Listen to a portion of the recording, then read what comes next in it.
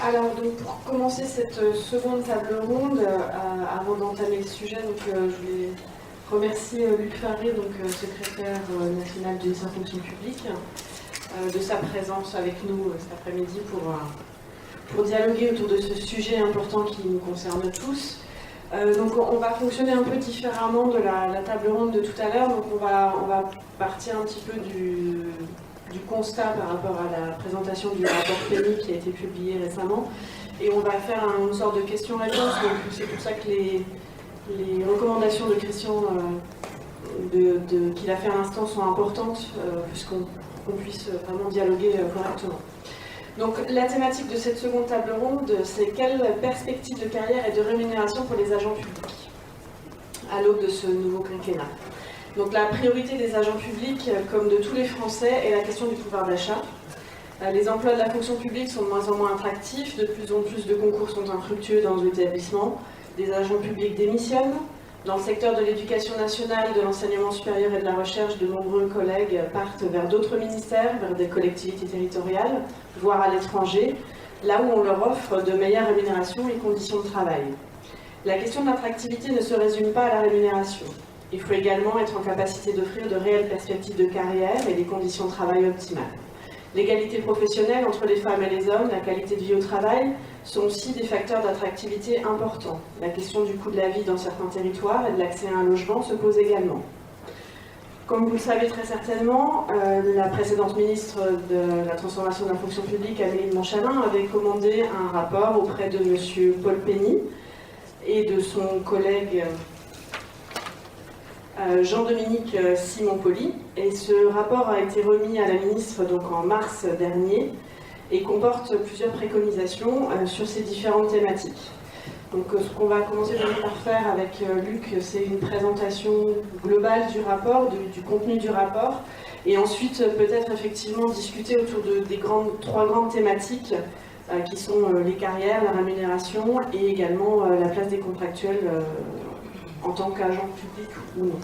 Donc je laisse la parole à vous.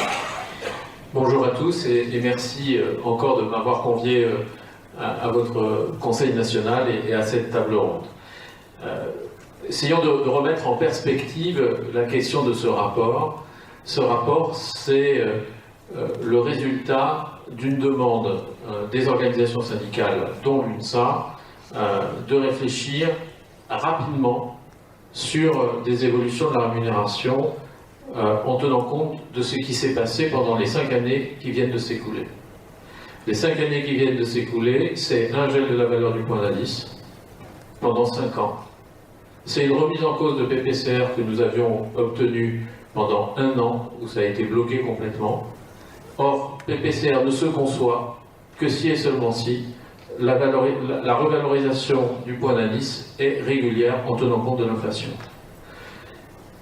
En juillet, nous avons insisté pour que cette revalorisation ait lieu. Elle n'a pas eu lieu, vous connaissez l'histoire. Par contre, on a obtenu que les agents de catégorie C, il y a trois grades, que les C1, C2 soient revalorisés, que les grilles soient revalorisées et qu'il y ait une accélération de carrière d'1 an qui soit donnée à tous les agents de catégorie C. Nous pensions que ce n'était pas parfait, mais que c'était déjà un premier geste qui était fait. Ce geste, il représentait en théorie entre 500 et 700 millions d'euros, tout quand on comptabilise les 3 versants de la fonction publique. En octobre, nous avons constaté que l'inflation qui reprenait un tout petit peu en juillet était réellement présente en octobre. Ça s'est traduit par une hausse du SMIC nécessaire, indispensable, avec une conséquence, c'est le relèvement du minimum de traitement. Et parallèlement, les grilles qui devaient s'appliquer en janvier sont restées les mêmes que celles qui étaient envisagées en juillet. Et en décembre, re-inflation, en re-hausse du minimum de traitement en janvier, et nouveau tassement des grilles. Et les nouvelles grilles ne répondaient plus maintenant à la situation. J'insiste un petit peu sur tous ces aspects parce que c'est important pour qu'on comprenne bien la suite. Et nous avons continué à discuter pour qu'on tente de relever la valeur du point d'indice. En décembre, je crois, mais j'en ai pas de certitude, je crois que nous avions réussi à convaincre la ministre qu'il fallait le faire. Nous n'avons pas réussi à convaincre ni le Premier ministre, ni le Président de la République. Nous avons décidé d'entrer en action de contestation pour le 17 mars. Quelques jours avant, la ministre a annoncé le dégel de la valeur du point d'indice sans en donner le montant. Et puis, nous-mêmes, nous avons chiffré à une demande de 10% de hausse de la valeur du point. Pourquoi? Parce que nous savions que l'inflation continuait. Et d'ailleurs, on en est à 5,2% aujourd'hui, et qu'on en sera certainement à la fin du mois de juin, pas selon ce que je dis moi, mais selon ce que dit l'INSEE, à 5,5%, ça sera peut-être même plus, et ça ne sera pas terminé. Et quand on dit on entre en discussion sur cette base de 10%, eh bien, on est dans la situation de dire, ça ne veut pas dire que c'est ce qu'on obtiendra, mais ça veut dire qu'on essaie de mettre l'objectif assez haut au regard de ce qui s'est passé ces dernières années. Je vous rappelle que le gel de la valeur du point d'indice, c'est 2010, même s'il y a eu une augmentation de 1,2% en 2016. Et que dans cet espace de temps, le différentiel, il est aujourd'hui à plus de 15%. Donc, une fois que j'ai dit tout ça, revenons à ce rapport. Ce rapport, il a été commandé pour dire à un moment donné, ben écoutez, on vous entend qu'il faut revoir les rémunérations, donc on va se mettre autour de la table pour parler d'attractivité, pour parler d'égalité professionnelle femmes-hommes, pour parler carrière et pour parler contractuel.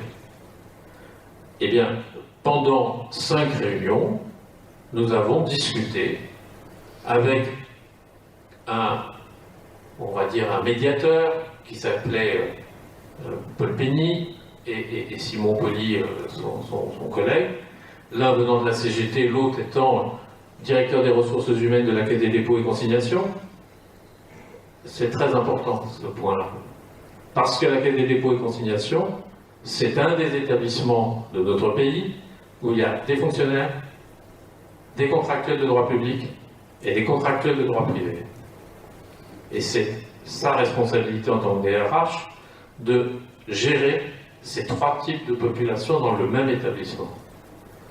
Donc c'est quelque chose d'assez novateur, et il a été, en tout cas, l'UNSA est majoritaire, est l'organisation la plus importante de la Caisse des dépôts et consignations, a toujours pu discuter et obtenir des avancées pour toutes les catégories des agents.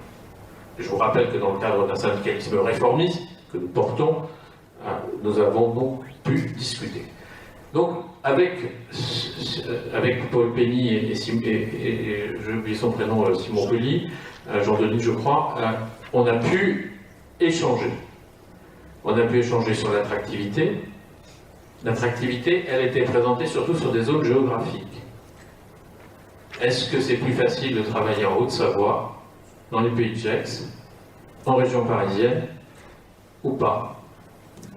Je vous fais volontairement parce que c'est ces endroits-là qui ont été cités.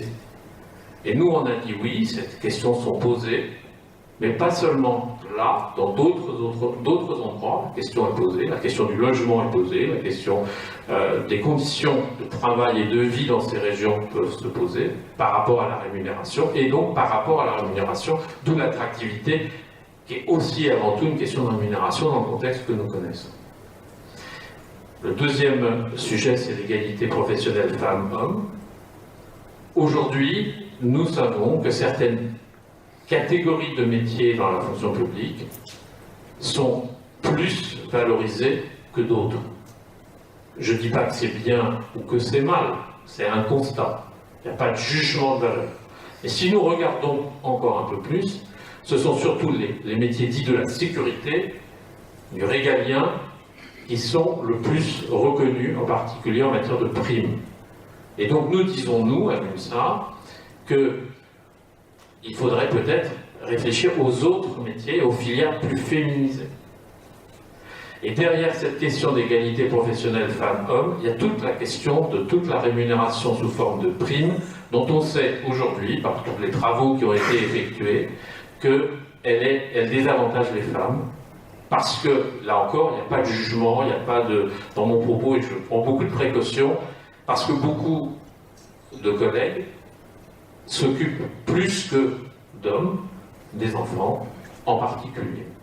Et que les choix qui sont faits dans le modèle des couples actuels et anciens font que ce sont souvent les femmes, les mères, qui sont en charge des enfants. On en parle, on pense qu'on en veut, mais c'est un constat statistique. Je ne rentre pas au-delà de ça.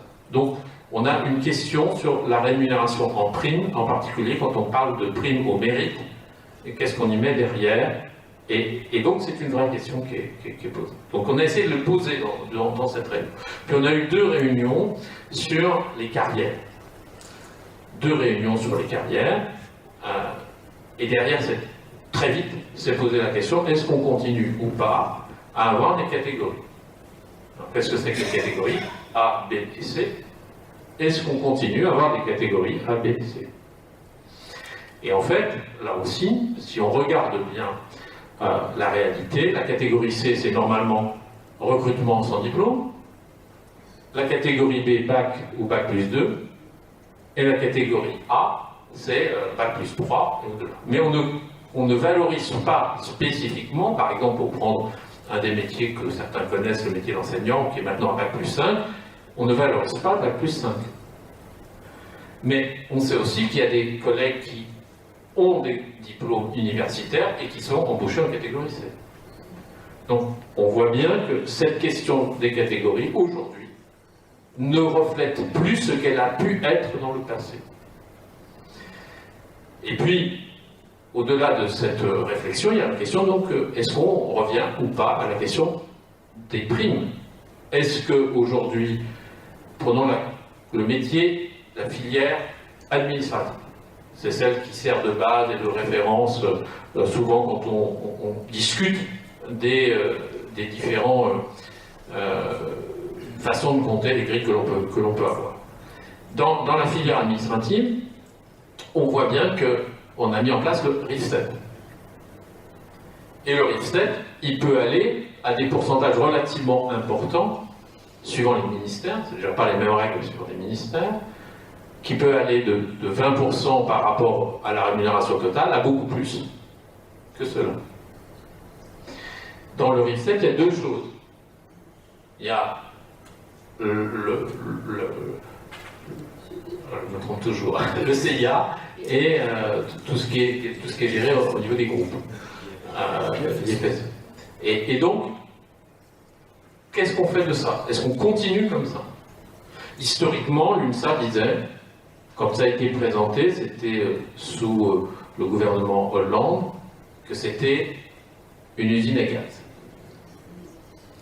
Et au fur et à mesure, une fois que ça a été mis en place, malgré notre avis, on a essayé de négocier pour obtenir les meilleures réponses possibles.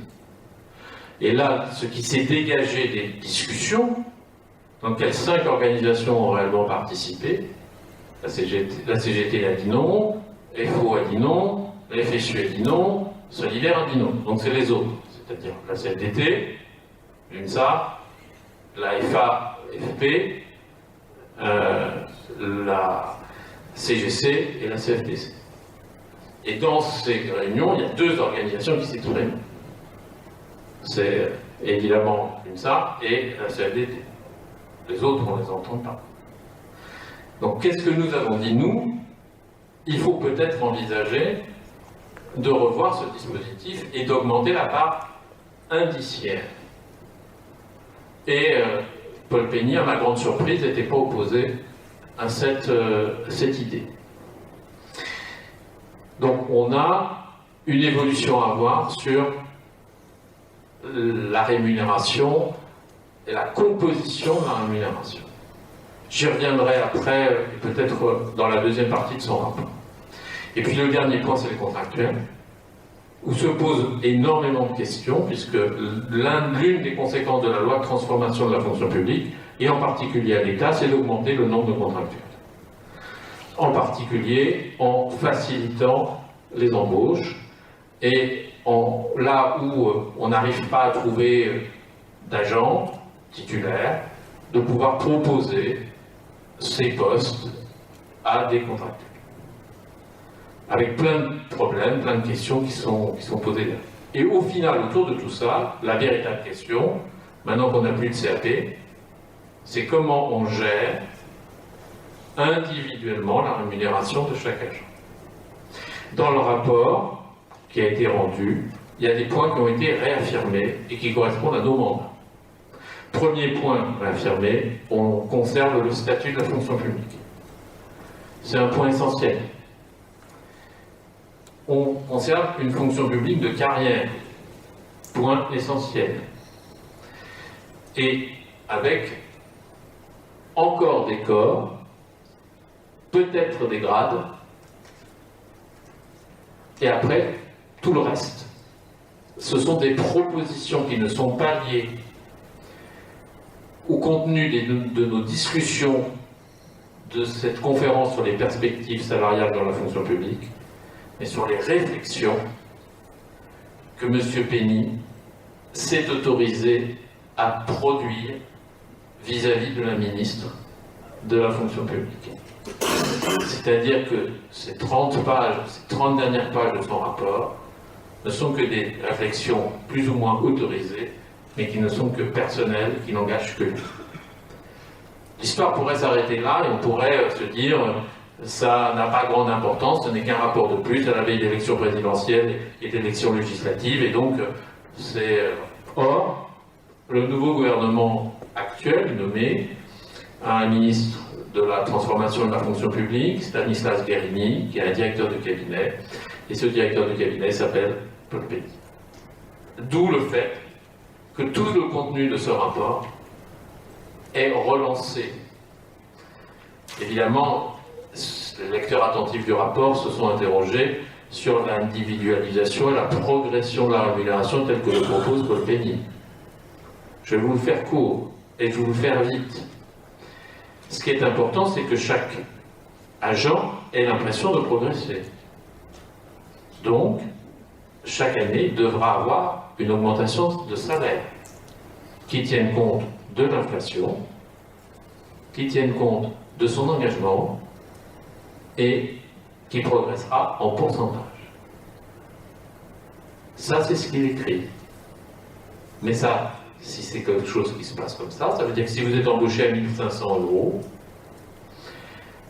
admettons que ça corresponde, je vais le faire en net, pour que les choses soient précises, 1 500 € en net, si vous avez une inflation à 2%, soit vous avez une hausse de 2%, soit vous avez une hausse de 2,5%, soit vous avez une hausse de 3%, en fonction de votre mérite. Et ça veut dire donc que c'est la personne qui est votre supérieur hiérarchique qui détermine si vous êtes méritant ou pas. Bon, derrière se posent beaucoup d'autres questions. Parce que pour nous, la rémunération au mérite, elle existe statutairement. Quand on parle d'une fonction publique statutaire, on sait que dans la fonction publique, la notion de mérite existe. Avant, vous vous souvenez, il y avait l'avancement au choix, ou en choix, plus à l'ancienneté. Peu importe les termes qu'on utilisait, mais il y avait 3 rythmes d'avancement. Et c'était effectivement en fonction d'éléments liés à la façon d'être. Et on a toujours reconnu, avec la NBI, la prise de responsabilité sur certains postes. Et après, nous, notre rôle syndical a été d'uniformiser pour que personne ne soit victime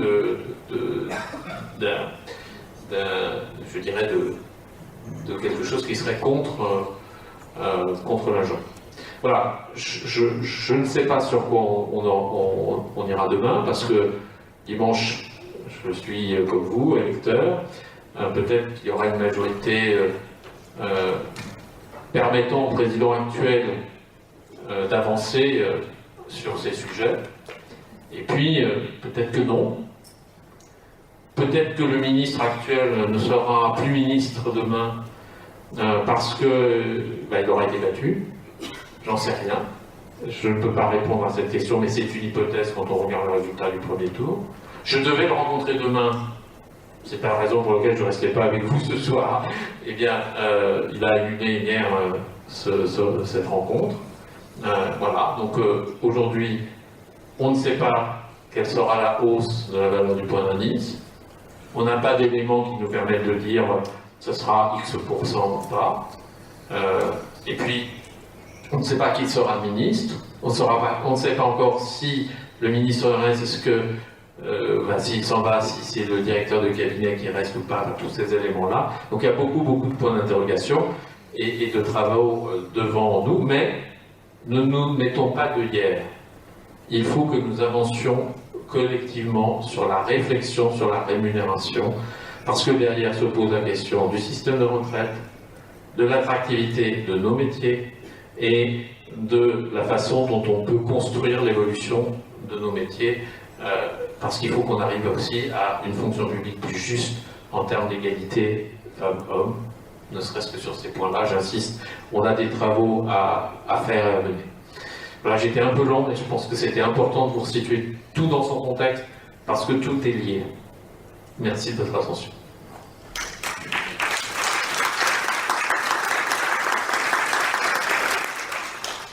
Alors, est-ce que cette première intervention suscite des questions, ou bien est-ce qu'on pourra peut-être, avec Alain ou Cédric, pour entamer sur les carrières, sur la structuration en catégorie, en grade. Jérôme ? Juste une question.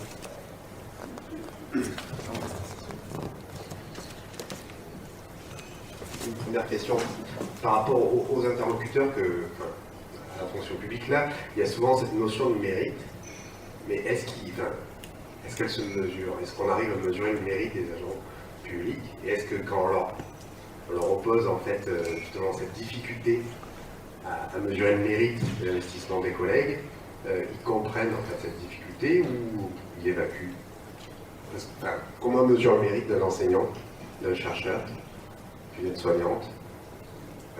C'est quoi ce mérite? Alors, je ne sais pas si c'est moi qui réponds, parce que j'ai beaucoup parlé. Donc, oui, le mérite, tu l'as dit, il a toujours existé. C'est dans l'essence de la carrière, de l'idée de carrière dans la fonction publique.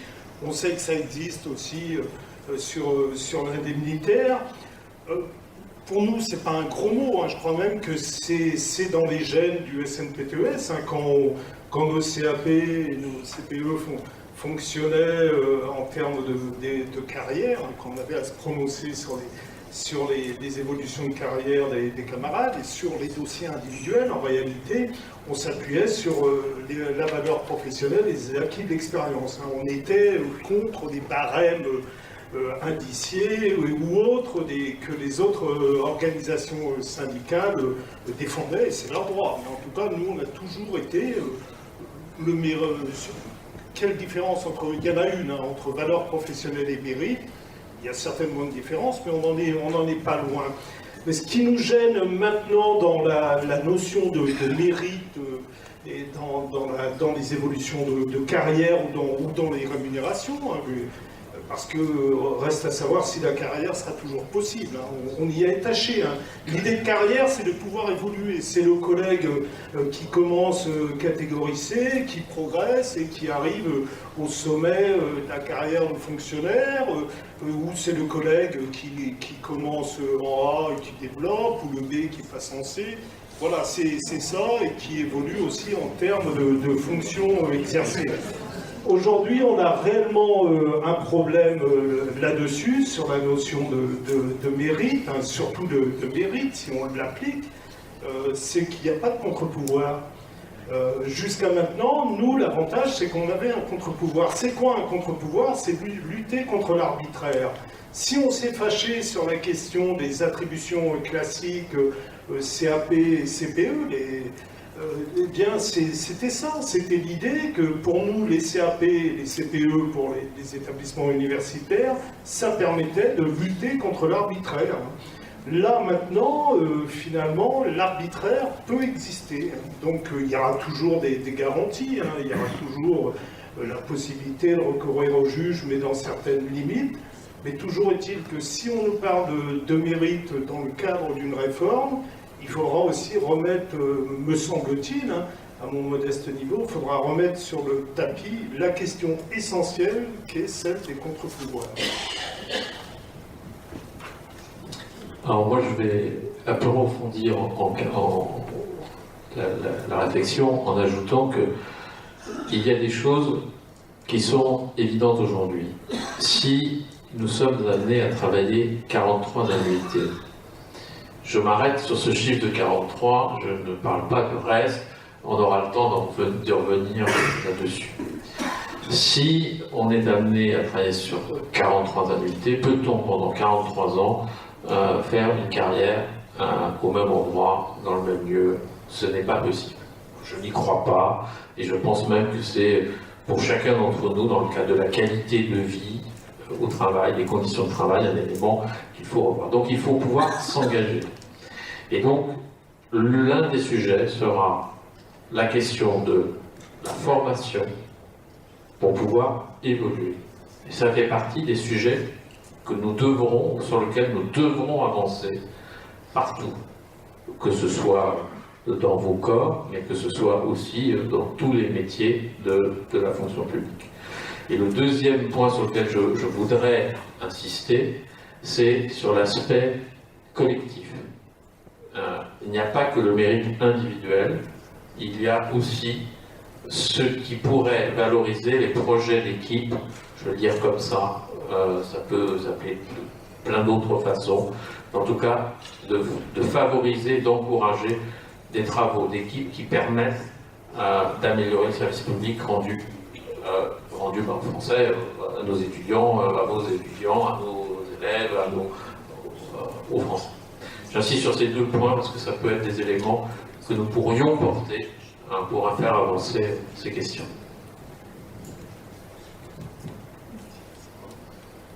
Je voudrais juste intervenir pour reprendre ce que disait notre camarade sur la particularité de nos métiers et de nos filières. Comment est-ce qu'on évalue la recherche? Bon, alors il y a bien des critères aujourd'hui, les publications, les choses comme ça, mais on est quand même sur des métiers très spécifiques où annuellement, puisqu'on parlait éventuellement de revalorisation annuelle, des choses comme ça, c'est pas tellement quantifiable. Et ça me semble quand même délicat, et donc pour nos métiers, dans le secteur d'enseignement supérieur de la recherche notamment, et d'éducation aussi, comme tu le disais, comment est-ce qu'on évalue un enseignant, c'est quand même des questions qui sont délicates à aborder, et ça me semble difficile de se projeter dans un tel modèle au sein de notre secteur.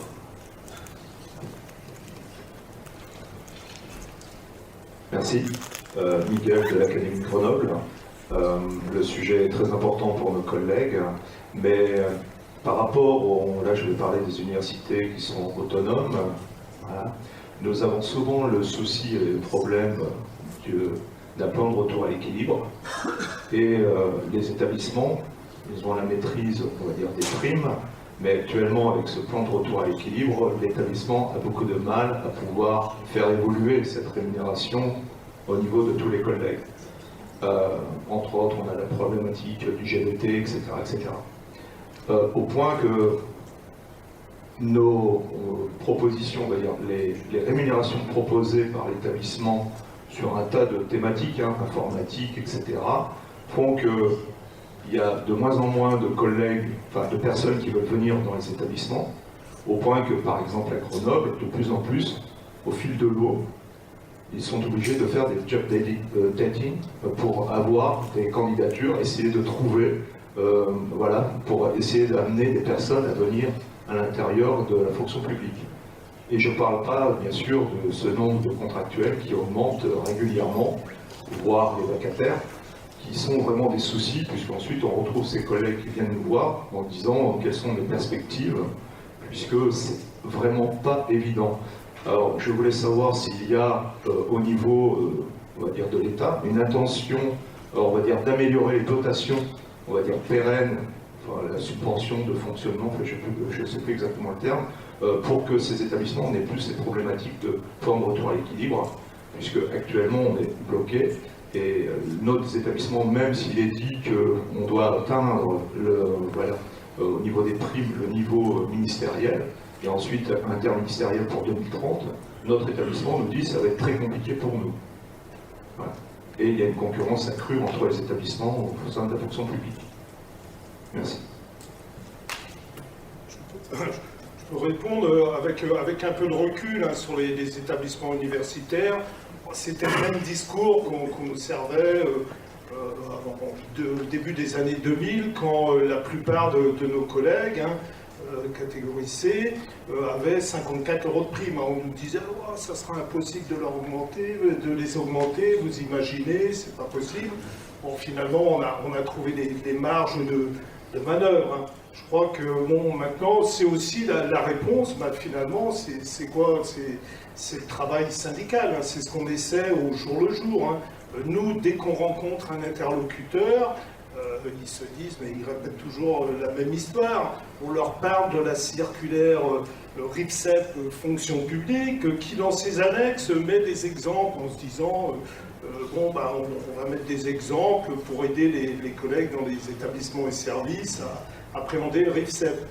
On met un exemple du collègue adjoint administratif, et je suis très très heureux pour lui, qui a 680 € de prime par mois, CIA compris, quoi. Et très peu de CIA en réalité. Et j'imagine que je les connais un tout petit peu, ils se sont dit on va prendre un exemple pas trop choquant. Donc voilà, sachant que chez nous à la même époque, on avait très peu de catégories A qui avaient un régime indemnitaire de ce montant-là. Donc, et je me répète, je veux bien évidemment que l'ensemble des collègues de catégorie C aient 680 € de prime par mois. Donc il y a un combat syndical, c'est le combat que mène le SNPTES jour le jour, c'est répétition de pédagogie, on l'a encore dit clairement à la ministre hier, on y arrive progressivement, on va y arriver. Le retour à l'équilibre, bah, ça c'est lié à l'autonomie des établissements. Nous, je ne pense pas qu'on remette complètement, contrairement à d'autres organisations, en cause totalement l'autonomie des établissements. En revanche, on ne veut pas aller plus loin dans celle-ci. Mais la réponse est uniquement syndicale. Il faut faire pression sur le politique pour que finalement la dotation pour fonctionnement de services publics augmente et nos primes au final.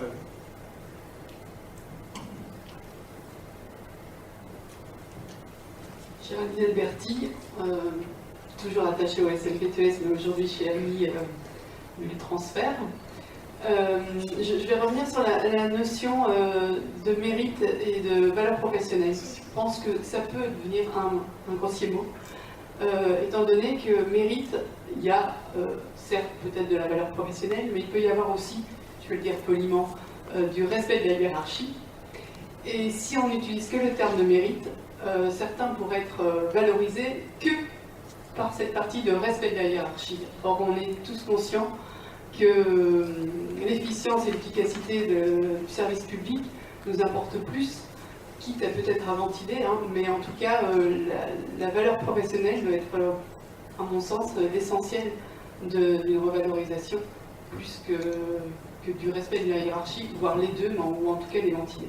Donc attention à ce mot mérite qu'on utilise parfois un peu de manière assimilée à valeur professionnelle, alors que ce n'est pas tout à fait. Et je pense que tous vous êtes d'accord, puisque c'est la notion de valeur professionnelle qu'on a tous voulu défendre, et c'est la seule d'ailleurs que les textes réglementaires connaissent. Alors c'est vrai qu'on a tendance parfois à simplifier les propos. Je suis entièrement d'accord avec ce que tu viens de dire. C'est-à-dire que je considère que c'est bien la valeur professionnelle que nous, syndicats, nous devons porter. Et je vous teste là, comme ça. Moi, j'ai besoin de savoir, comme ça, si on disait que on favorisait dans la reconnaissance de la valeur professionnelle la participation à des actions de formation. Est-ce que c'est quelque chose qui pourrait, point d'interrogation, être un élément qu'on retienne. Est-ce qu'on pourrait avoir des éléments de prise de responsabilité? Et quand je dis ça, aujourd'hui on a parfois de la NBI suivant les types de postes que l'on occupe. La NBI pourrait être remise en question. Et est-ce que si à la place de l'IFSE on avait des points d'indice, puisque c'est quand même ça qui est écrit dans le rapport Penny, est-ce que si on avançait sur le fait qu'en fonction du type de responsabilité que l'on prenait, on pouvait avoir une reconnaissance indiciaire qui s'ajoute, et là, quelle que soit la valeur professionnelle que l'on ait, est-ce que ça, c'est des éléments qui vous paraissent être porteurs ou pas? Ça, c'est des questions que moi j'ai besoin d'avoir à un moment donné, dans le cadre d'une réflexion collective. Est-ce que c'est des choses qui pourraient être prises en compte? Parce que pour moi, lorsque j'ai évoqué avec la directrice générale de l'administration, Mme Conin, la question des étapes préalables à toute réflexion sur la rémunération, j'ai mis en premier lieu la question de l'évaluation. Parce que aujourd'hui, tout ce qui se passe au niveau de l'évaluation n'est pas satisfaisant. Tout ce qui me revient, tout ce que j'entends, c'est une vraie question. Il y a des endroits où ça marche bien, il y a des endroits où ça ne marche pas du tout, et où c'est le rapport hiérarchique simplement qui compte. Et là, moi je suis pour qu'un agent puisse faire des propositions sur l'organisation de son travail, parce que c'est lui qui sait ce qu'il fait quand même, hein, quelque part, et puis qu'il puisse avoir une certaine autonomie dans son travail pour le réaliser au mieux. Et c'est, je crois, des éléments qu'attendent nos collègues, qu'on leur fasse confiance, et que, parce que c'est quand même eux qui savent ce qu'ils ont à faire, dans leur grande majorité. Je ne parle pas de ceux qui ne font pas, mais pour moi c'est une minorité de collègues, donc j'ai pas envie de parler d'eux. Voilà. Donc voilà, c'est des idées que je lance. Je n'ai pas une réponse, parce que, comme je le dis souvent, c'est quand même à la place où je suis, je ne peux être que le porte-parole de ce que nos instances ont décidé à un moment donné ou à un autre. Donc dans nos instances, c'est vous aussi.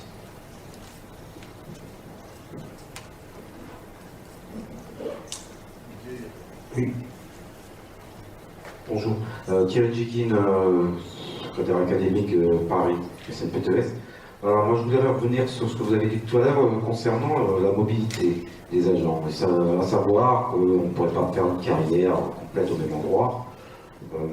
Je me rappelle, il y a 25-30 ans de ça, on nous disait tout l'inverse, c'est-à-dire qu'un agent qui bougeait trop est un agent instable. Donc mais pour ma part, j'ai fait une carrière, pour le moment en tout cas, dans le même établissement, et pour autant, mon métier, je l'ai vu évoluer, et j'ai pu évoluer aussi professionnellement et par rapport à ma carrière. Donc je ne vois pas cette course effrénée à la mobilité comme étant quelque chose de salvateur, d'autant plus que syndicalement, il me semble d'avoir l'historique d'un établissement, c'est quand même très important. Voilà. Alors là encore, j'ai été vite dans mes propos. Quand, je suis désolé, parfois on fait des raccourcis parce qu'on a des idées en tête. Et quand je parle de mobilité, c'est pas mobilité forcément géographique. C'est mobilité fonctionnelle aussi. C'est-à-dire que les deux sont aussi importants l'un que l'autre, et il n'y en a pas une à privilégier que l'autre. Par contre, je crois que c'est ce que tu rappelais tout à l'heure, l'une des choses que nous portons, c'est l'aspect carrière. Et donc, dans l'aspect carrière, c'est progresser au sens, l'exemple facile, c'est on est rentré en catégorie C, on sort en catégorie A, on finit en catégorie A. Et là, il y a de la mobilité tout le temps pour y arriver. Et donc, c'est bien ça dont je parle, mais c'est pas la mobilité géographique, forcément. Je me permets de me corriger. Et je te remercie de ta remarque. Félicitations. Nous sommes un certain nombre d'anciens TUC.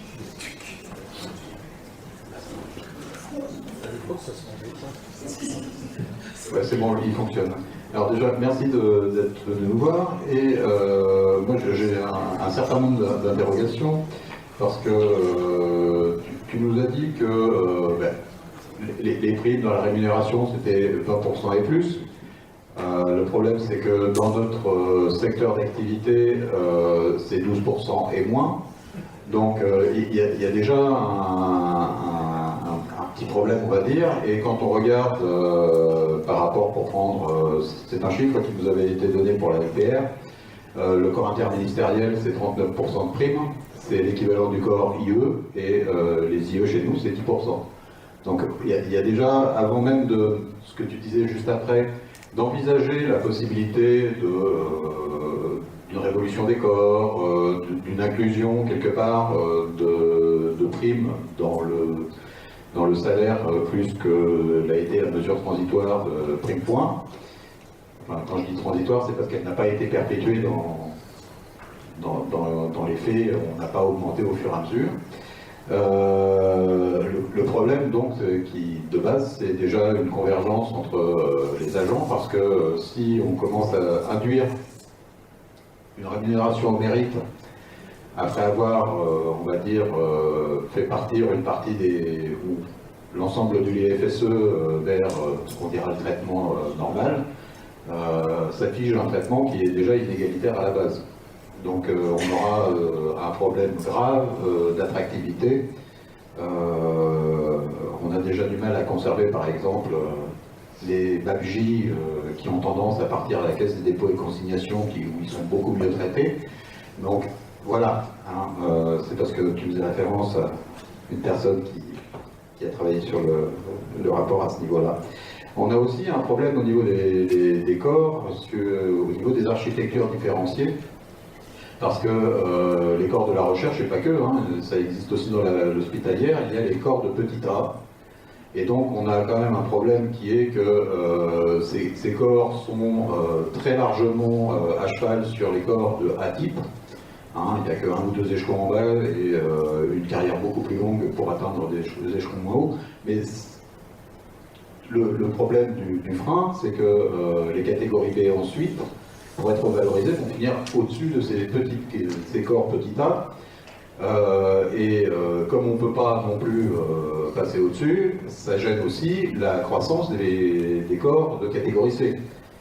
Parce qu'il y a l'effet tampon que représentent les corps de catégorie B, où on doit déjà caser encore 3 grades. Ça sera peut-être différent si on passe sur 2 grades, mais voilà. Donc il y a ces problèmes-là. Et le fait que le point d'indice, comme tu l'as dit, n'a pas été revalorisé depuis 2010, hein, 2,06% en 2017, c'était pas grand-chose, et ça a contribué à tout ce tassement, et on s'aperçoit, et on le voit actuellement sur les corps, enfin sur les collègues de catégorie B ou de catégorie C jusqu'au 6e ou 7e échelon du premier grade, c'est le même traitement pour tout le monde. Sauf que pour arriver à ce traitement-là, quelqu'un qui sera embauché au premier échelon parce qu'il est sous contrat PAC, il va attendre 10 ans pour avoir un changement de salaire. Ce qui n'est pas acceptable. Voilà, c'est totalement inacceptable, et je crois qu'il y a les 2 premiers échelons du premier grade de la catégorie B qui est maintenant touché aussi. C'est quelque chose quand même qui est effroyable de violence pour les collègues. Enfin moi je ne comprends pas pourquoi il n'y a pas eu de mesures d'urgence. Enfin je sais que c'est pas nous, ni l'UNSAN qui sommes fautifs, mais pourquoi il n'y a pas eu une prise de conscience de l'urgence de la chose avant, quoi. Parce que c'était quand même totalement prédictible pour un gouvernement. Enfin voilà, je pense que je l'apprends à personne. Bien, je vais me permettre de répondre en plusieurs temps. D'abord par ta dernière série de remarques.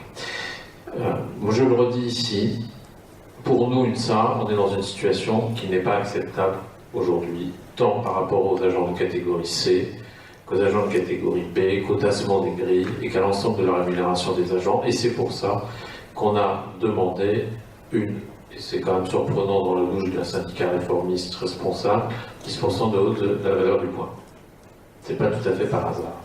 Parce que derrière, on veut 3 choses. On veut, 1, une réelle revalorisation de la valeur du point.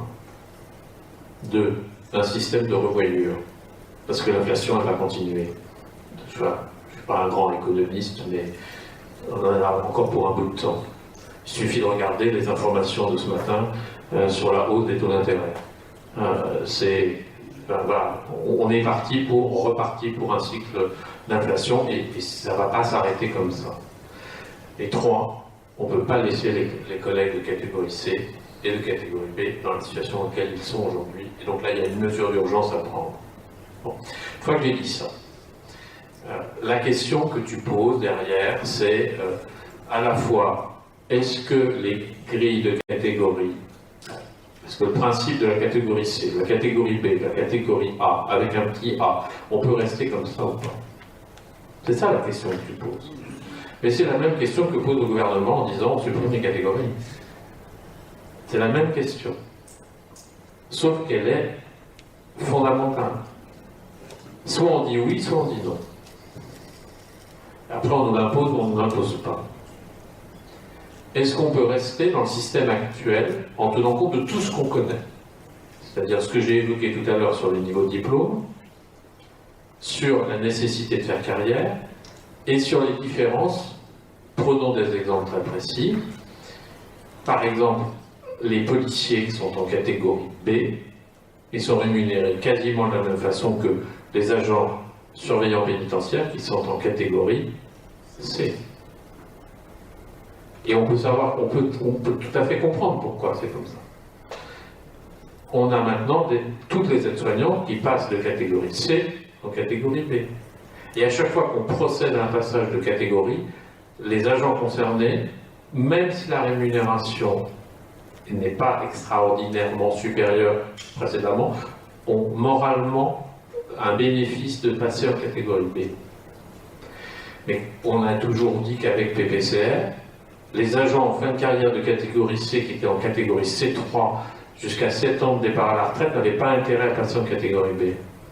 Parce que la fin de carrière en catégorie C3 était bien meilleure que celle en catégorie B. Et ce, indépendamment de la rémunération en prime. Ça, c'est un autre débat. Et d'où le fait qu'à un moment donné, je crois que là, dans le contexte actuel, où on a autant de gens qui sont rémunérés à l'indice 352, on est devant un vrai problème. Évidemment, nous n'y sommes pas responsables. C'est bien les gouvernements qui n'ont pas joué le jeu en augmentant la valeur du point d'indice de façon régulière. Si on avait augmenté la valeur du point d'indice de façon régulière, même avec une inflation faible, mais c'était ce qui s'était passé dans la décennie précédente, le travail qui avait été fait autour de PPCR avait toute sa valeur et nous permettait de continuer à travailler dans ce cadre-là. Comme ça n'a pas été fait, ben maintenant on est devant un mur et un obstacle. Et puis tu as reposé la question des niveaux de primes. Alors, je peux comprendre ce que tu dis, parce que moi je fais partie des agents qui n'ont pas un régime de prime extraordinaire. Il est à peu près l'équivalent du vôtre. Donc je ne vais pas dire que j'ai 20% de prime dans ma rémunération, c'est faux. Donc je comprends très très bien ce que tu dis. Mais j'essaie de vous montrer, quand moi j'évoque ces éléments-là, c'est comment aussi on aborde la question de façon globale. Or, la question de la rémunération en prime, elle est posée différemment, évidemment, en fonction des endroits où nous sommes. Pourquoi est-ce qu'on n'a pas continué l'échange prime-point? Parce qu'il y a des gens qui n'ont pas de prime. Donc on ne peut pas leur échanger le rien contre des points d'indice. Ou alors si on leur échange, on leur donne un coup de pouce. Et ça, il n'était pas question pour le gouvernement d'en entendre parler. Donc c'est la raison pour laquelle on n'est pas allé plus loin que les points d'indice échangés. Par exemple, les agents de catégorie C de certaines collectivités n'avaient pas de prime. Et donc quand on a revalorisé avec l'échange prime-point, eh bien eux, ils ont gagné un tout petit peu de points d'indice en plus. Et puis, pour la suite, est-ce que, parce que je le redis, la NBI, elle est avec un gros point d'interrogation aujourd'hui. Le supplément familial de traitement, un gros point d'interrogation au-dessus. L'indemnité de logement avec l'IL, elle est aussi avec un gros point d'interrogation. C'est des choses, des serpents de mer pour tous ceux qui connaissent un peu la fonction publique et les systèmes de rémunération qui reviennent régulièrement. Enfin, à force de l'entendre, un jour ça va arriver. Et donc nous, à l'UNSA, on dit une chose. Il ne faut pas que les agents perdent de la rémunération de ce qu'ils ont aujourd'hui, dans toute réforme qui devra être organisée. Et c'est un préalable. Parce que, pourquoi est-ce qu'on veut toucher à la rémunération des agents publics? Pourquoi est-ce qu'on n'a pas revalorisé le point d'indice depuis un bout de temps? Parce que dans le budget de l'État, nous sommes un coût. Je le dis comme ça, d'ailleurs, à un moment donné, nous étions rattachés au ministère des Comptes publics. Et je considère que c'est une faute de l'employeur de ne pas reconnaître les 5,5 millions d'agents qui travaillent pour l'intérêt général, pour le pays, quel que soit leur statut, qu'ils soient contractuels ou qu'ils soient fonctionnaires. Et moi je dis tranquillement que nous devons être plus payés que ce qu'on est aujourd'hui, parce que si on ne l'est pas plus, l'attractivité, les jeunes n'iront pas vers les métiers de la fonction publique. Et si on veut garder des agents et un service public de qualité, nous avons besoin de jeunes qui ont envie de rentrer dans la fonction publique. Voilà, je vais vite, je peux continuer à en parler des heures, mais j'essaie de répondre rapidement à tes remarques. Oui, bonjour, Thierry Vindolet de Montpellier. Il y a peu de temps, j'ai vu une interview du ministre Guérini, où il annonçait effectivement l'augmentation du point d'indice en omettant de dire qu'il l'avait gelé auparavant d'ailleurs. Et il associe ça à redonner du sens à la mission de service public. Alors j'ai pas bien compris, d'abord le service public, je pense que les fonctionnaires l'ont pas perdu. Et je pense que c'est pas non plus compatible avec des idées comme le mérite ou des choses comme ça. Donc je ne sais pas derrière l'idée ministérielle ce que veut dire redonner du sens à la mission de service public. Je pense qu'on est sur de la com et qu'on n'est pas sur le fond, et qu'on est sur le fait qu'il faut qu'il se justifie. Il arrive comme ministre, voilà, mais je ne vais pas réexpliquer. Moi j'aurais aimé que ma première rencontre avec lui soit de discuter concrètement qu'est-ce qu'on met en main sur la table. Or, c'est pas ce qui s'est passé. Alors, soit il n'avait pas les éléments, soit il décale.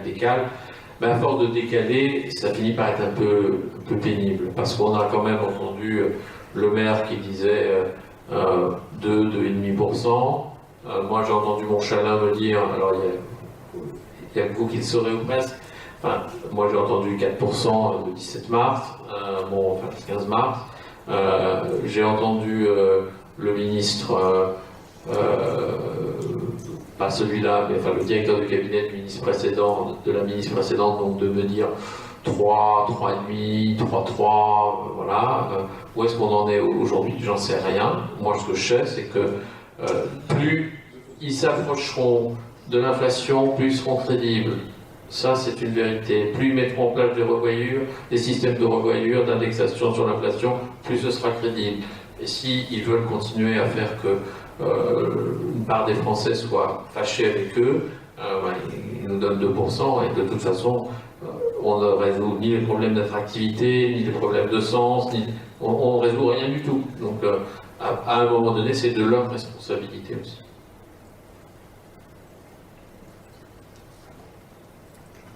La disparition des catégories, ça n'a pas l'air de faire réagir beaucoup dans la salle. On a déjà eu des interrogations et des questionnements, notamment sur la catégorie C. On avait des collègues qui disaient qu'il faut faire disparaître la catégorie C. En Conseil national, je me souviens, on entend ça, il y en a qui grimpent au rideau, qui ont failli passer au goudron aux plumes, ceux qui avaient osé faire une proposition comme celle-là. On avait beau indiquer que ça existait ailleurs, tu l'as dit, dans la police nationale. Voilà, donc il faut avoir cette réflexion, parce que le jour où on va nous le mettre sur la table, il faudra réagir. On ne va pas faire comme les autres, dire non, on n'en vote pas, rétro-satanas, etc. Non, je crois qu'il faut vraiment tout étudier. On sait qu'il y a eu parfois des rejets de propositions. Eh bien, il y a des catégories qui le regrettent 30 ans après. Voilà, donc il faut vraiment se questionner là-dessus entre nous. Et puis, déjà, la disparition des catégories, c'est pas rien, mais chez nous, on n'a pas de tabou, on peut discuter de tout. Hein. Historiquement, on avait les catégories D qui ont été supprimées à un moment donné. Je pense que c'était bien qu'on les supprime. Aujourd'hui, si on supprime les catégories, il faut voir par quoi on les remplace. Et l'une des choses que j'évoque, je vous dis comme ça, c'est une des idées que j'ai, mais là encore, comme je vous ai dit, une idée n'est pas une décision, et je le dis en toute simplicité, parce que si elle ne plaît pas, elle ne sera pas portée. C'est l'idée de travailler sur des filières de métiers. C'est-à-dire, est-ce que c'est une façon de reconstruire un certain acheminement de parcours et de carrière autour d'une filière. Et cette fois, de voir qu'est-ce que ça veut dire de prendre tel type de responsabilité, de tel type de poste, et essayer de faire que chaque filière soit reconnue de la même façon. Mais c'est pas si simple que ça. Si on regarde ce qui s'est passé depuis 5 ans, depuis 5 ans, le gouvernement a revalorisé les métiers du soin, de la filière soins, autour de l'hôpital. Contraint et forcé. Je le dis parce que ça ne s'est pas fait comme ça. S'il n'y avait pas eu le Covid, je serais encore en train de dire il y a un problème à l'hôpital de rémunération. Sauf que cette filière, pour tous les agents de la filière hospitalière, tous ont eu 183 € de la catégorie C à la catégorie A. C'est un élément important. Plus les métiers qui ont été revalorisés avec des grilles indiciaires ou d'indemnitaires en fonction cas par cas. De la même façon, le Beauvau de la sécurité, ministère de l'Intérieur, eh bien, on a revalorisé, ou on est en train de revaloriser, il y a une loi qui est en préparation, la filière sécurité du ministère de l'Intérieur. Et derrière, on revalorise un peu moins bien, mais les surveillants pénitentiaires. On a la question, même si le Grenelle de l'enseignement n'a pas donné, n'a pas été aussi important, il y a une petite tentative, de trouver une solution pour améliorer la rémunération des enseignants. Je ne vais pas parler des universitaires. Voilà. Et puis, dans la loi sur l'université, il y avait des éléments de revalorisation, mais je crois que vous faisiez partie des organisations avec nous qui avons acté, je n'ai pas dit porté, j'ai dit acté les éléments qui étaient positifs à l'intérieur, en sachant que c'était un premier pas, je le dis comme ça. Moi, je voulais réagir du coup sur la question des catégories. Alors la catégorie D, effectivement, c'est une bonne chose qu'elle soit retirée. Si on supprime encore des catégories, on va se retrouver avec plus grand chose de catégories, voire plus de catégories du tout. Ça pose un petit peu de questions. Quand j'ai des échanges avec des collègues qui me sollicitent, puisque je suis en charge de la mobilité et des carrières, ils veulent une promotion, passer catégorie B, c'est pour améliorer leur rémunération. Bien souvent, c'est pas pour changer de métier, c'est pas pour.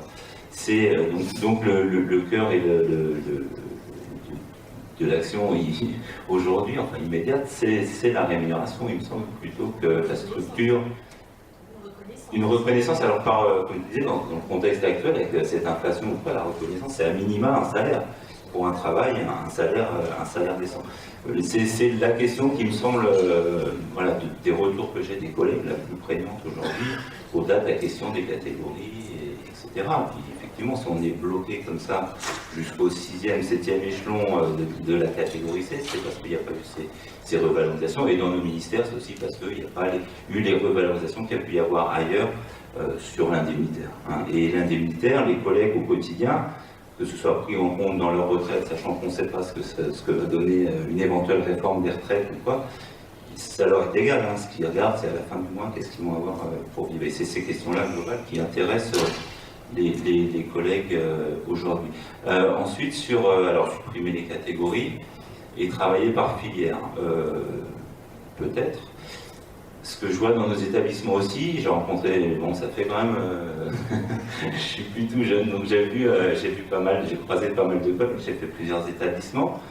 Et dans nos établissements d'enseignement supérieur, beaucoup, surtout, je vais dire, on trouve encore la possibilité d'avoir, grâce à la fonction publique, un ascenseur social. Alors que certains appellent aujourd'hui, ce que j'ai entendu lors d'un webinaire récemment d'acteurs publics, un escalier social. Je ne sais pas pourquoi on a transformé l'ascenseur en escalier.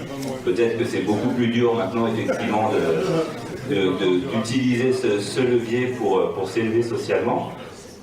Toujours est-il que dans nos établissements, moi j'ai vu des collègues entrer catégorie C, premier grade, contractuel parfois, être recrutés sans concours, faire l'entretien dans nos locaux, tout ça, puis échanger, et puis prendre un poste en loge, et puis prendre un peu plus de responsabilités dans des métiers plus administratifs, et puis finir catégorie B, secrétaire, PAFJ, etc.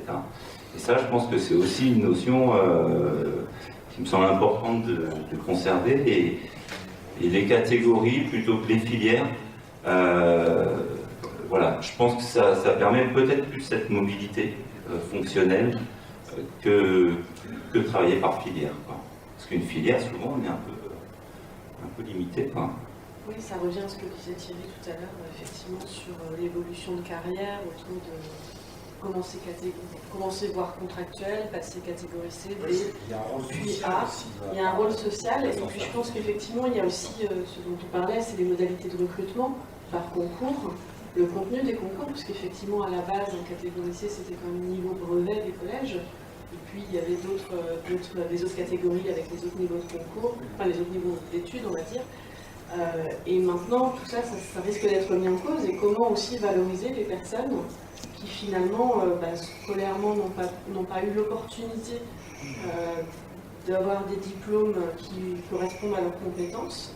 Et pourquoi, effectivement, la fonction publique ne répondrait plus à cela, en fait.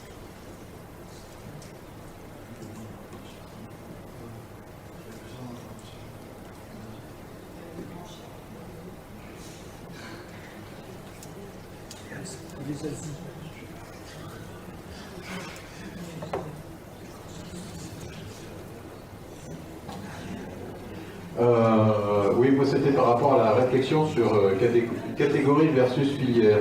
Alors, je vais faire vieux con, mais j'ai un certain attachement aux catégories. Peut-être parce que je suis passé par toutes. Et donc il y a ça. Mais c'est aussi quelque chose qui... ça acte quelque part une démarche de... On parlait de l'ascenseur social ou d'escalier, on s'en fout du moment que ça monte.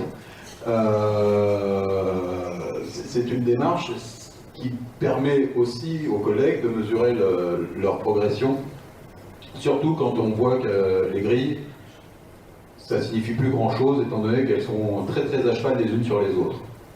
Hein, donc actuellement, il faut reconnaître que quand on est à un certain niveau de la catégorie C, il y a peu d'appétence à passer en catégorie B, sinon un peu de prime, et le fait de dire que c'est de la catégorie B, voilà, quand on passe en catégorie A, on retombe à peu près à la même chose. Donc voilà, on se fait bouffer la ligne sur le dos, on va dire, depuis des années. Et il y a aussi un autre versant, c'est que nous, dans nos professions, ITA et ITRF, on a à la fois des catégories, mais on a aussi des filières. On a des filières, c'est nos familles professionnelles, nos branches d'activité professionnelles, où on a tous les métiers du vivant, les métiers de la documentation, de l'administration, de la chimie, etc., etc. Et donc on fonctionne déjà dedans, et ça n'améliore pas forcément l'ordinaire de chacun, étant donné que, bon, on a quand même un petit historique sur le fait que soient valorisées principalement 2 filières sur les 8, et ce serait dommage que ça continue.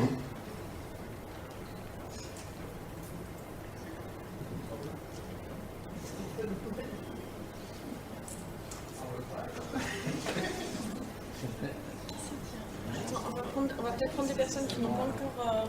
Patrick, là-bas. Patrick, ouais. Et Bernard aussi.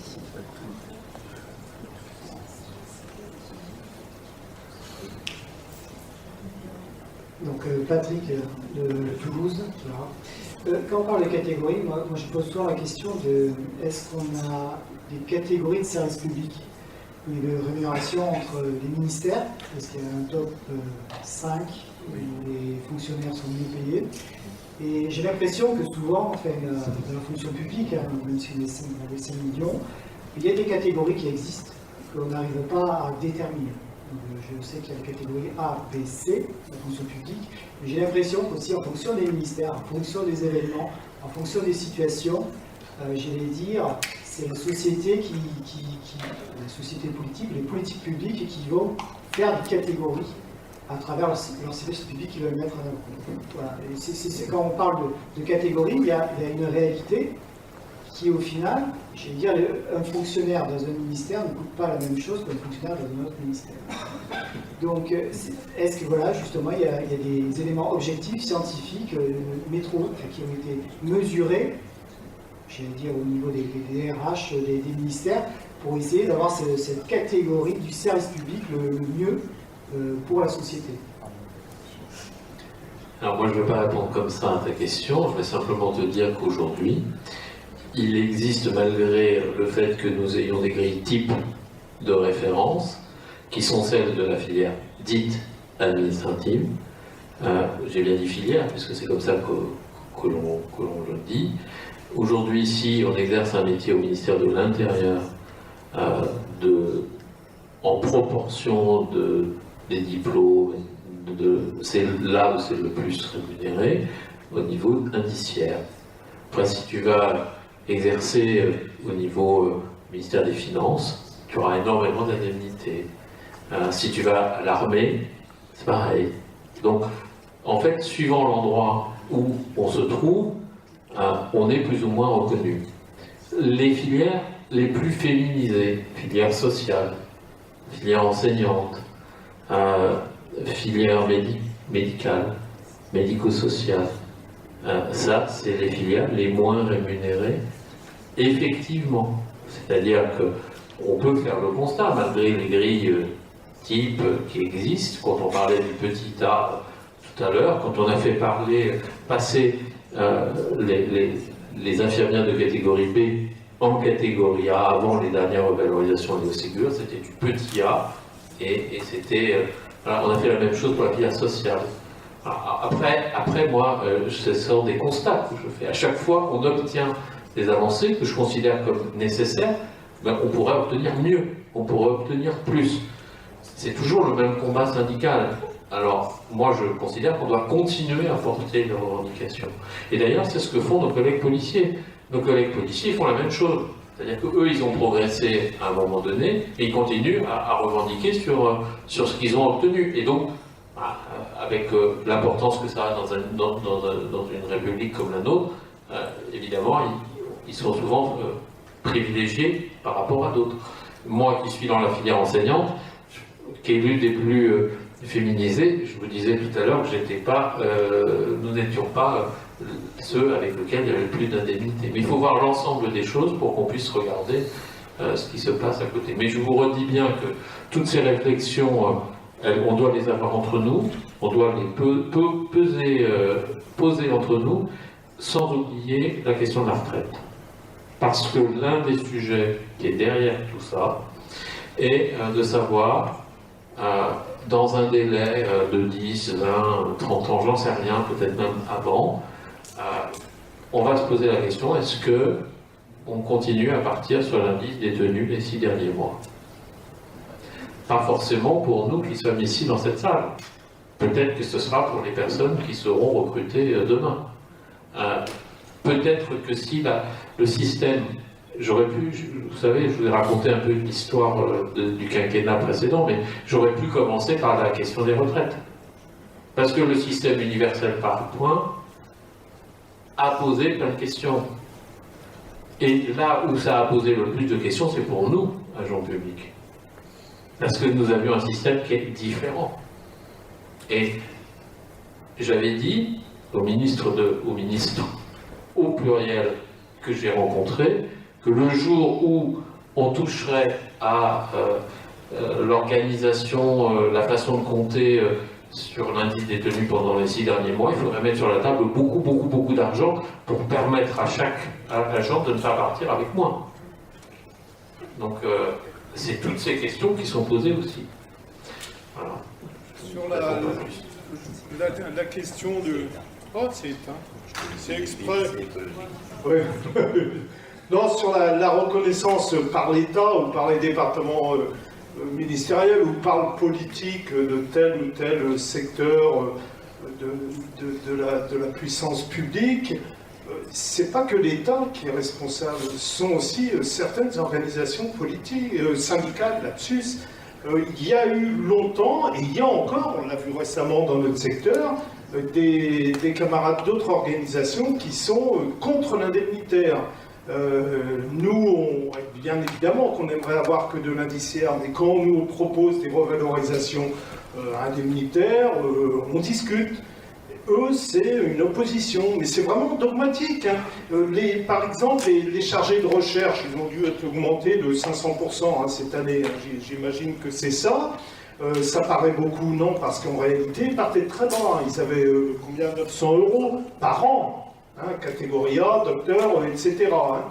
Donc voilà, et chez eux, quand tu regardes ce qui se passait, personne ne nous en avait parlé avant qu'on découvre il y a quelques années le problème, mais ça c'est quasiment de la sociologie, hein. Les copains en question ne voulaient pas dire que la boîte prestigieuse dans laquelle ils travaillaient, finalement en matière RH, n'était pas top, hein. Mais il y avait aussi du dogmatisme de certaines organisations syndicales et qu'on a toujours, hein, et c'est le cas certainement dans nos 2 départements ministériels, hein, même si ça a évolué. Hein. Je ne veux pas dire que les autres syndicats n'ont pas évolué sur cette question, mais ça explique le retard, c'est une des raisons qui explique le retard indemnitaire. Une autre raison qui là est plus politique, c'est le nombre d'agents concernés quand tu cumules les effectifs ETP des 2 ministères en question. Là, c'est colossal. Hein. Bien évidemment, c'est plus facile d'augmenter des ministères, des personnels de petits ministères en effectif que ces 2 monstres que sont nos deux départements ministériels. Donc voilà, il ne faut jamais oublier ça sans repartir en guerre contre les autres organisations, mais on a ce souci-là. Ça explique une partie du retard.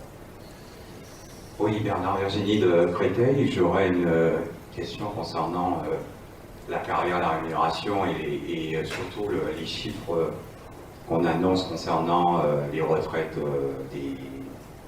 des personnes au bout d'une fin de carrière. Des chiffres circulent sur 100 € pour certains, 400 € pour d'autres, 1800 pour un certain nombre. Je ne vais pas rentrer dans tout le panel de chiffres, mais derrière ça, le constat qu'on fait, c'est quand un agent a travaillé, moi j'ai des agents à l'université qui ont travaillé, qui ont eu trop perçu par l'université et qui se retrouvent avec des retraites où ils ne peuvent plus rembourser parce que l'administration a une erreur en leur faveur. Et ça a duré 1 an ou 2 ans avant qu'on se rende compte de ça et on leur demande de rembourser. Et ces collègues ont eu des choses d'huissier, des actes d'huissier. Et nous, en CIA, on a dû demander que la dette soit effacée parce que c'était impossible de rembourser. Et moi, ce qui m'interpelle, c'est les chiffres qu'on entend au niveau de la carrière. Quand on arrive à la retraite, pourquoi déjà on ne tient pas compte de l'environnement de certaines personnes, donc globalement pour un certain nombre de fonctionnaires, notamment les gens qui sont restés toute leur vie en catégorie C, qui se retrouvent avec des rémunérations de retraite ridicules par rapport au cours de la vie.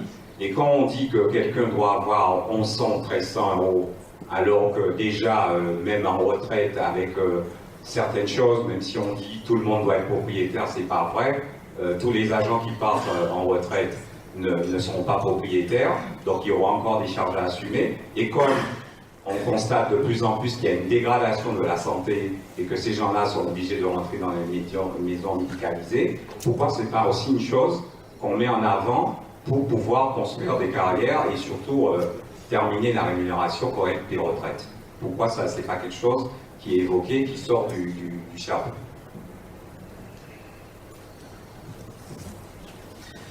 Alors, tu poses une question importante, c'est-à-dire tu poses la question de la carrière continuée telle qu'on la conçoit quand on est agent public, fonctionnaire. Non, chaque cas individuel est différent. Mais c'est vrai qu'un agent de catégorie C, qui a effectué la totalité de sa carrière en catégorie C, c'est-à-dire entre 37 annuités et 42 annuités aujourd'hui, il va partir avec l'indice, avec une pension calculée sur l'indice détenu sur les 6 derniers mois, avec, s'il a sa carrière incomplète, sans décote. On ne va pas dire qu'il est de la surcote puisqu'il part avec sa carrière complète. Et dans cette hypothèse-là, il va avoir, sur la base indiciaire, on va oublier de tout ce qui est indemnitaire, il va avoir l'équivalent de 75% de son dernier. Je ne parle pas des cas particuliers, enfants qui se rajoutent, etc. Tout ça, je parle en théorie. Donc c'est 75%. Si on compare avec le privé, eh bien c'est sensiblement la même chose, pour le même niveau, et à condition que la personne ait fait une carrière complète. Et toute la difficulté, elle est, qu'est-ce que c'est qu'une carrière complète? Tous les gens qui n'ont pas, parce que 75% de 1000, alors on va dire 1700, 1800 euros, ça fait un peu plus de 1000 euros. Et donc, catégorie C, on part en retraite avec 1000, 1200 euros, à peu près. La carrière complète. Et le problème, c'est ça, la carrière complète. J'insiste parce que tous les calculs que l'on veut bien montrer partout, c'est beaucoup de gens n'ont pas de carrière complète. Et alors, on va dire, mais il y a éventuellement autre chose quand on a travaillé ailleurs, dans le privé en particulier. Et le cumul des deux, c'est pas forcément extraordinaire. Et pour tous ces gens qui sont dans cette situation, le problème de la dernière partie de la vie avec, tu as dit, est-ce qu'on est propriétaire ou pas, est-ce qu'on est en bonne santé ou pas, est-ce qu'on on peut finir sa vie chez soi ou aller dans une maison médicalisée, tous ces éléments sont des problèmes de société que nous avons devant nous. Et c'est en ce sens où on peut dire tout ce qu'on veut des uns ou des autres. Il y a une volonté en ce moment de dire il faut qu'on améliore la fin de vie en France. Je ne sais pas si on y arrivera, mais c'est une vraie question de société. Et ça, on porte ça. On porte le fait qu'il faut travailler sur la dépendance. Mais là, on va aller beaucoup plus loin. Parce que ta question, elle dépasse la question du calcul de la pension. Nous, ce qu'on ne veut pas, c'est que les pensions soient plus basses demain pour les agents publics qu'elles le sont aujourd'hui. Elles ne sont pas extraordinaires aujourd'hui. Si on compare privé, public, carrière complète dans le privé, carrière complète dans le public, elles sont sensiblement les mêmes, sensiblement. Et pas forcément en faveur des agents publics. Et en particulier, tous ceux qui ont des primes. Voilà. Je peux dire à ta question qui est beaucoup plus large que ce que tu as donné. Oui, je voudrais revenir à une spécificité de notre secteur d'enseignement supérieur et la recherche, qui est l'autonomie des établissements, qui a un impact, parce que tout ce qu'on est en train d'évoquer en termes de carrière, de rémunération, et des décisions qui peuvent être prises au niveau de la fonction publique, j'entends bien l'idée des filières interministérielles ou autres, mais à un moment donné, on est face à un mur, par rapport à des employeurs qui sont les chefs d'établissement d'enseignement supérieur, les présidents d'université, les directeurs des écoles d'ingénieurs, qui eux ne voient pas les choses de la même manière, qui considèrent que pour acquérir de plus en plus d'autonomie, parce qu'ils considèrent qu'elle n'est pas complète, il faut qu'ils regardent aussi ce qui se passe à l'étranger, où ils ont une autonomie souvent plus importante en matière de gestion des ressources humaines. Et on le voit bien dans différents discours, une dernière note de la Cour des comptes, reprise par Emmanuel Macron lors du colloque anniversaire de la conférence des présidents d'université. On voit qu'il y a quand même une volonté d'aller plus loin et d'avoir la main sur les rémunérations, les carrières, sans que ça soit imposé au niveau soit du rectorat, soit du ministère, voire même au niveau de la fonction publique. Donc la notion de filière, on peut la voir de manière raccourcie, c'est-à-dire ce qui existe chez nous, comme le disait Xavier tout à l'heure, les branches d'activité professionnelle, hein, où effectivement on a un statut, mais il y a plusieurs filières métiers, plusieurs branches d'activité, ce qui peut permettre aussi cette mobilité fonctionnelle, hein, de passer de l'un à l'autre. On peut commencer comme biologiste et finir comme administratif, ou vice-versa. Mais à partir du moment où la filière est vue comme interministérielle, là, on a tout de suite les blocages qui se mettent en route au niveau de nos établissements, parce qu'ils considèrent que du coup, ils ne vont plus être décideurs d'une augmentation, d'une revalorisation, d'un déroulement de carrière, et ça, ils n'en veulent plus. Et pour enchaîner sur un autre point qui a été évoqué dans le propos préalable de Nathalie, c'est qu'il y a deux solutions pour les contenter.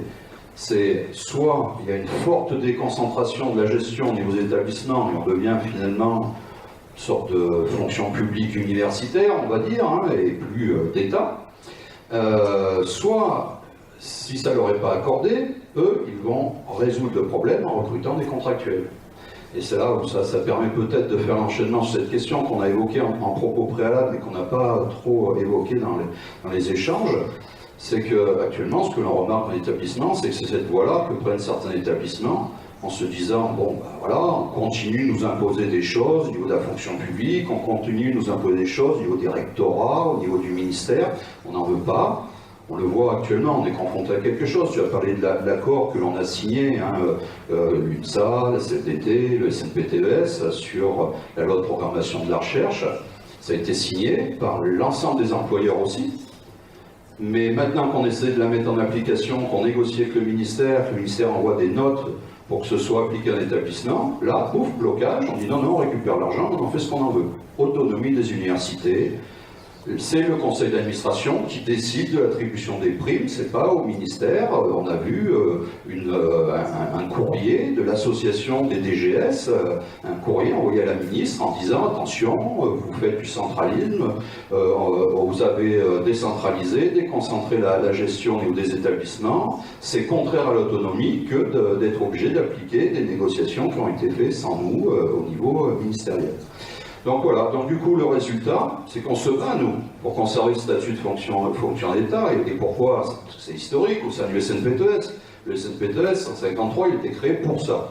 Voilà, il a été créé avec l'idée d'un statut unique de fonctionnaire d'État, qui a été obtenu que dans les années 80. Voilà. Donc on est toujours sur cette base-là. Mais quand on reste bloqué sur cette question sans tenir compte de l'évolution du milieu professionnel et de la législation, hein, puisque c'est le code de l'éducation qui donne plus d'autonomie aux établissements, eh ben on est confronté à finalement, oui, on se bat, mais on va peut-être être les derniers dinosaures. C'est-à-dire qu'à côté de ça, eh ben, les établissements disent, bon, on va conserver votre statut. Ça fait un peu penser le parallèle avec les cheminots hein, qui sont en congrès là à côté. On leur a dit, ben, vous conservez votre statut jusqu'à la retraite, mais maintenant on va recruter des agents contractuels voilà, hors statut. Et là, on a ce problème-là, et du coup, la question se pose de savoir aussi qu'est-ce qu'on fait pour ces collègues contractuels, qui sont peut-être, finalement, qu'on le veuille ou non, peut-être l'avenir de nos établissements. Il ne faudrait pas qu'on loupe aussi ce virage, même si ce n'est pas dans nos mandats actuellement, bien entendu. Alors, je pense que la question est directement destinée, donc je vais essayer de répondre. D'abord, dans ce combat du fonctionnaire, tu as dit fonctionnaire d'État, mais je vais l'élargir aux 3 versants de la fonction publique. Parce que ces réactions de certaines directions d'université, ou de toutes les directions d'université au niveau de l'autonomie, on a les mêmes dans les hôpitaux. Ça s'appelle autrement, ça se traduit autrement, puisque c'est le budget de la sécurité sociale qui gère l'ONDAM, qui permet de financer les établissements hospitaliers, mais la problématique est la même, dans les mêmes termes que ce que tu as évoqué. Et dans les collectivités, tous les élus disent nous souhaitons la libre administration des collectivités territoriales. Donc on a plusieurs endroits où la question se pose. Et je reviens à ce qui s'est fait pendant ces 5 dernières années. on n'a pas eu de mesure générale, on n'a eu que des mesures par versant ou au coup par ministère, ce qui repose complètement la question de l'universalité du fonctionnaire. Et peut-être bien que si j'écoutais les propos d'Emmanuel Macron en 2017, c'était on va faire un point d'indice différent entre versants. Donc tout ce que tu as dit est pour moi très actuel et des vrais risques que nous avons aujourd'hui. Si, c'est toujours pareil, on met Paris en bouteille, si Emmanuel Macron a une majorité dimanche large et qu'il décidait de faire sauter avec cette majorité les 3 versants de la fonction publique, voire plus, qu'est-ce qui l'empêcherait de le faire autrement qu'une réaction collective de tous? J'en sais rien. Voilà. Enfin, moi, je pars du principe que ce que j'entends, c'est le statut est conservé. Donc, pour moi, il est conservé pour tout le monde. On a une bataille à donner sur la rémunération en général, donc sur la valeur du point d'indice. Et il faut qu'on conserve un point d'indice identique pour tous. Parce que si on commence à dire à tel endroit il est différent à tel autre endroit, alors on perd cette universalité que j'évoquais juste avant. Et pour moi, c'est le premier combat qu'on doit avoir. Le deuxième combat qu'on doit avoir, c'est favoriser les mobilités entre versants. Parce qu'en favorisant les mobilités entre versants, et y compris à l'université, ça veut dire qu'on peut avoir une partie de sa carrière dans un établissement universitaire, dans un établissement hospitalier, dans une collectivité, dans un ministère. Et si je le dis comme ça, c'est bien pour montrer que c'est important. Alors tu as dit oui, mais les contractuels. Les contractuels, c'est aussi une des questions qui est posée devant nous. Parce que, comme je l'ai dit plein de fois, la loi de transformation de la fonction publique, c'est une boîte à outils. Dans cette boîte à outils, il y a tout ce qu'il faut pour embaucher des contractuels, et autrement que ce qu'on avait aujourd'hui. Sauf que ce sont des contractuels de droit public. Et en étant contractuels de droit public, ça veut dire qu'ils sont embauchés pour 3 ans ou plus, renouvelés éventuellement, CDIsés éventuellement. Donc, là, il y a des questions qui sont et que nous devons nous poser. Est-ce que les contractuels doivent avoir une rémunération qui progresse? Alors, je vais faire du syndicalisme. Moi, je défends tout le monde, les fonctionnaires et les contractuels. Donc, je considère que, quelle que soit l'approche qu'on doit avoir des contractuels, est-ce que c'est bien ou pas bien qu'il y ait des contractuels? Je ne me pose pas cette question-là. Ça, c'est une question d'ordre politique sur lequel, évidemment, j'ai un avis en tant que responsable syndical, mais quand je m'adresse aux agents, ce n'est pas la question que j'ai envie de leur poser, j'ai envie de leur dire, voilà, vous avez été embauchés sur cette base-là, et on va essayer de tout faire pour que vous progressiez dans la rémunération pendant la durée de votre contrat. Et nous pensons qu'il est nécessaire que, si le contrat n'est pas renouvelé, il y ait des indemnités.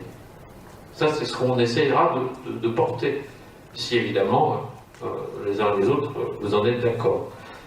Et puis, en cas de renouvellement de contrat, il faut qu'il puisse être augmenté aussi. Parce que 6 ans sans être augmenté, c'est pas envisageable. Donc là aussi, il y a des débats à avoir. Et il faut qu'on garde un cadre national à la rémunération des agents contractuels. Je pense que là, il y a des choses à porter et à faire. C'est un sujet qui est devant nous. Un sujet qui est devant nous. Moi, j'ai entendu un candidat Premier ministre dire qu'il voulait titulariser 800 000 personnes. C'est une méthode. Ça règle toutes les questions. Enfin, si c'est pas lui et que c'est l'autre côté, il faudra qu'on trouve des réponses pour faire que les contractuels embauchés aient des perspectives. Parce que tout ce qui me revient, c'est que les contractuels ont besoin de perspectives. Y compris dans la durée. Je n'ai pas répondu à tout, Alain, mais je ne peux pas dire plus pour l'instant. Je crois qu'on va arriver au terme de cet échange. On va prendre la dernière question de Miguel. Oui, merci. Je voulais revenir sur votre première partie d'intervention. Donc, vous mettiez en opposition filière et catégorie. Enfin, en tout cas, c'est une proposition. Et vous rappelez dans votre propos, vous avez pris comme exemple que la catégorie A, pour les professeurs qui sont à Bac+5, n'est pas forcément reconnue avec la catégorie A, et des catégories C qui ont parfois des diplômes supérieurs à la catégorie C. Si on partait sur sur les filières et non plus sur les catégories, ça veut dire que les grilles de rémunération des agents seraient basées sur le diplôme en poche avec une progression à partir de cette base, ou est-ce que c'est des choses qui ont déjà été évoquées, ou c'est des hypothèses Je redis bien que, pour te répondre, je veux dire, aujourd'hui, les catégories, on sait ce que c'est. La catégorie A, c'est recrutement au niveau licence. C'est ça, il n'y a pas d'autre chose. Simplement, quand tu es recruté comme enseignant, c'est pas licence, Bac+3, mais Bac+5. Enfin, c'est tout, c'était la seule remarque que j'ai faite. Et d'une façon générale, c'est qu'est-ce qui se passe si on supprime les catégories? Ma première réponse, je vais vous la donner quand même. Ma première réponse a été, puisque je n'avais pas de mandat, à l'UNSA, nous ne sommes pas favorables à la suppression des catégories. Ça, c'est ce que nous avons dit dans la conférence sur les perspectives salariales. Quels sont les éléments sur lesquels nous nous sommes appuyés? Sur les éléments aujourd'hui du cadre très précis que donnent ces catégories. Maintenant, moi j'ai lu le rapport Penny, comme vous, voilà, comme ceux qui l'ont lu, en tout cas moi c'est mon travail de le lire. Et je vois bien que cette proposition dont j'entends parler depuis maintenant 2 ans, elle est reformulée. Ça veut donc dire qu'un certain nombre de responsables de l'État sont en train de travailler à ça, quel que soit le gouvernement, parce que c'est toujours amusant de voir la continuité entre ce qui s'est passé sous Sarkozy, sous Hollande, sous Macron en matière de gestion de la fonction publique, elle est là, on peut la voir. Et c'est pourtant 3 couleurs politiques différentes. Donc je repose la question, quelle est la réponse syndicale? Est-ce que la réponse syndicale, c'est de dire non, on reste sur nos catégories ou pas? Ça peut être la réponse syndicale. Mais est-ce qu'on doit s'interdire de se dire, est-ce qu'on réfléchit à autre chose? Et c'est seulement ça que j'ai évoqué devant vous là. Et je vais être franc avec vous. Si j'avais la certitude qu'en disant, en proposant telle chose, on aboutirait à des choses en plus, moi, je vous dirais voilà ce que je pense. Là, pour l'instant, on ne voit pas très clair. Parce que, pourquoi est-ce qu'on ne voit pas très clair? Parce que dans toute réussite, pour améliorer la rémunération des agents, quelle est la somme d'argent qu'on met en plus sur la table? Si on met 0, c'est ce qui s'est passé au moment de la création du RIFSEP, ça ne peut pas bien marcher. Si on met X millions ou X milliards, alors oui, on peut peut-être voir collectivement avec les employeurs comment on peut améliorer l'ensemble du dispositif. Et c'est pour ça que je vous redis ce que j'ai dit en préalable de notre approche. Les agents ne peuvent pas perdre aujourd'hui de la rémunération dans ce qu'ils touchent aujourd'hui. On n'est pas assez bien payé. Je ne parle pas des hauts fonctionnaires. Ce n'est pas ceux-là qui m'importent, même si on peut discuter des carrières des administrateurs de l'État. Ils sont 10 000 aujourd'hui, tout compris. Moi, je veux bien en discuter avec vous, mais c'est pas eux qui nous intéressent pour les 5,5 millions d'agents. Voilà. Donc, je ne sais pas si j'ai été clair dans ma réponse, mais si tu veux, on pourra continuer à en discuter après. Pas de souci.